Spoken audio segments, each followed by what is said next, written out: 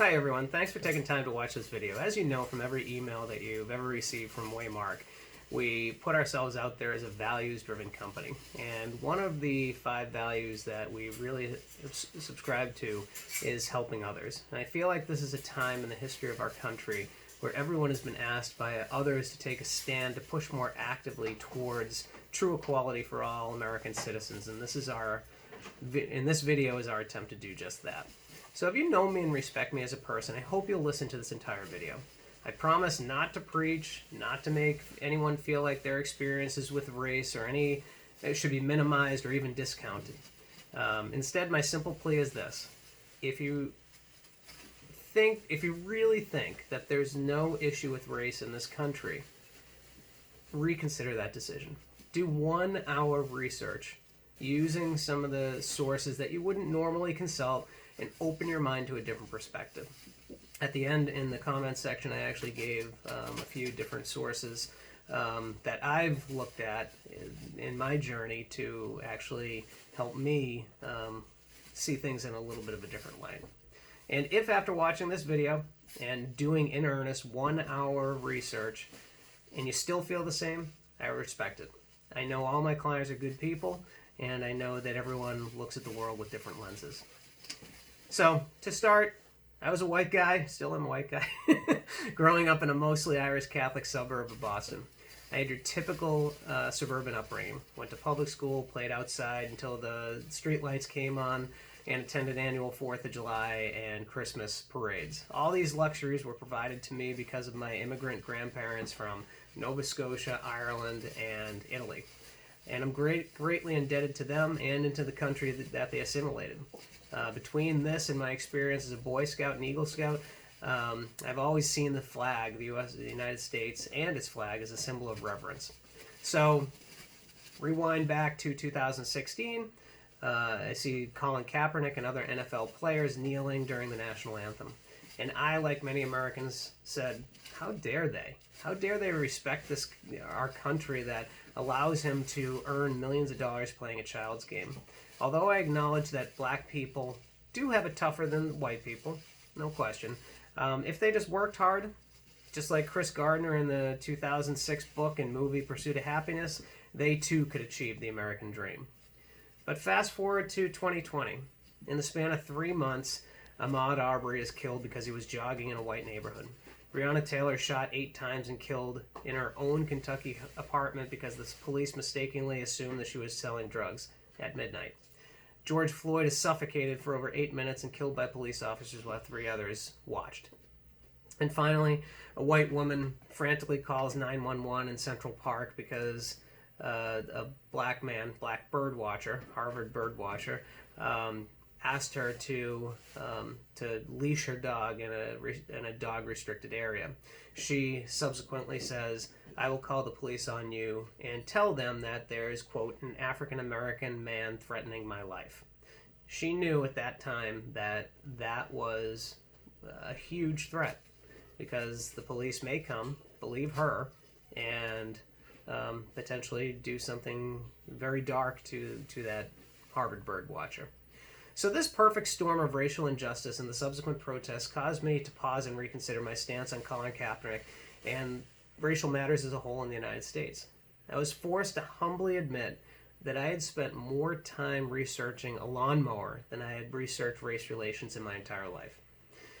Sure, I had studied the rise of slavery and the Civil War, back in school, but from 1865, when the Civil War ended, all the way through 2020, it was just a black hole for me. So in other words, I had a 155-year blind spot in my understanding of black history.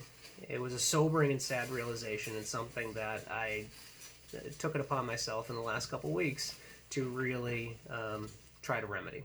So I dove in head first, and I've been playing hours of catch-up. Almost like, I don't know, it's like I've been cramming for a test that I should have taken, but I never did. And one of my biggest takeaways was that the American dream should have been for all of us, but it hasn't been. In all my schooling, went to a couple top-tier universities and high school. never recall ever learning about the term redlining and its ripple effects on black people in this country. And in my research for other people, a lot of white people haven't either. And so I'll, give you a short little history lesson on this. Bottom line is the National Housing Act was created in 1934 as part of the New Deal. And in that New Deal, it pretty much intended to get lower income people, white and black, the ability to finally afford their own homes by creating what we now know as the 30-year mortgage. The Homeowners Loan Corporation, or the HOLC, backed up all these loans. And so banks were doling out these mortgages pretty freely because they knew that the HOLC would back up those loans in case the borrower defaulted. They color-coded maps of every single metropolitan city, and people in the green, blue, yellow areas were offered loans. People in the red were not. And not surprisingly, those red-lined areas arbitrarily were the areas in which black people lived. Even though there was no evidence that lower-income black people were any less likely to pay off their loan than low-income white people. As we all know, it's widely accepted that home ownership correlates with creating wealth. And these people living in these red line areas could not qualify for the mortgages that other low-income white people could. In other words, they were actively denied the American dream of owning one's house by a U.S. government-backed agency. Those low-income white people who could qualify for the mortgages subsequently moved out of the cities and into the suburbs and enjoyed higher property values and subsequent more funding for their schools as a result of property taxes going up. Because as we know, property values, if they go up, property taxes go up, and then there's more money around so that people can afford to put more money into their public schools. Those in the red areas, however, namely black people, they weren't offered those mortgages. They stayed in the cities. So consider the ripple effects. The black people are denied these borrower-friendly mortgages. They continue to rent. Property values don't increase. Property taxes stagnated. Without this increasing tax revenue, schools in predominantly black areas had less funding than those in predominantly white suburbs. This continued for 34 years until in 1968, the Fair Housing Act was put into play as a result of the civil rights movement. But even then, 30 years after 1968, between 68 and 1998, 98% of FHA loans still went to white borrowers. In other words, for 64 years, U.S. government-backed loans were not made available to black people. They remained in cities, rented their homes, did not generate the wealth that home ownership afforded like their white neighbors back in 1934, and remained in substandard school systems with stagnant budgets. Once I realized this fact, it was kind of like a light dawn on Marblehead for me. There really were two Americas, one for white people, one for black people, and that the government actively contributed, the U.S. government that I cherish so well, I guess maybe not as much now with who's in Washington these days. But with that said, that kind of opened the floodgates for me. And there were truly two Americas. And up until recently, I had always explained away all the tragedies that befell blacks and black people by claiming, that person who just got shot dead, well, if they hadn't broken the rules, they'd still be alive. But I implore you to do the research. Ahmaud Arbery, Breonna Taylor, Eric Garner, Amadou I always have problems with his name, Amadou Diallo, and many other deceased black people did nothing wrong other than being born black. Simple fact is, white people are not killed by police for simply being white and being mistaken for other white criminals. On the other hand, black people are killed for being black and being mistaken for other black criminals. Two different Americas. So with that said, change won't be easy. everyone views their world through their own individual lens, and this lens is colored by his or her own experiences. I feel like everyone is on their own journey in this race, on race, and this lens can change during their life for better or for worse.